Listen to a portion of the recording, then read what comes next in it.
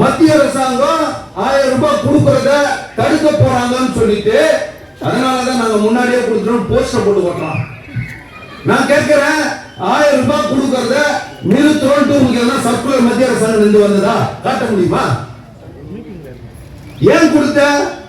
உனக்கு பயம். அண்ணா திராவிட முன்னேற்ற கழகம் இன்னைக்கு கூட்டணி இந்த அளவுக்கு ஸ்ட்ராங்கா எடுத்துட்டு போயிட்டு இருக்கா. இதே மாதிரி போயிட்டே இருந்தா நம்ம கதை முடிஞ்சு போச்சு. மக்கள் தெளிவாயிட்டான்.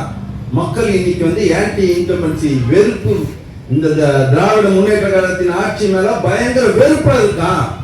இப்ப இவங்களை மனமாற்றம் பண்ணணும் அப்படின்னு சொல்லிட்டு 5000 ரூபாய் கொடுக்குற. சரி 5000 ரூபாய் கொடுத்தியே, உண்மையிலே 5000 ரூபாய் கொடுத்தா அதுவும் சீட்டிங்.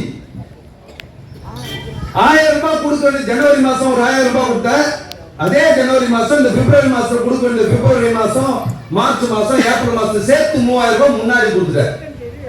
சரி, அதுக்கப்புறம் கூட ஒரே ஒண்ணு எக்ஸ்ட்ராவா 2000 ரூபாய் கொடுத்துருக்க. கோடைக்கால சிறப்பு திட்டம் 21 கோடைக்காலம் வரலையா? 22 கோடைக்காலம் இல்லையா? 23 கோடைக்காலம் இல்லையா?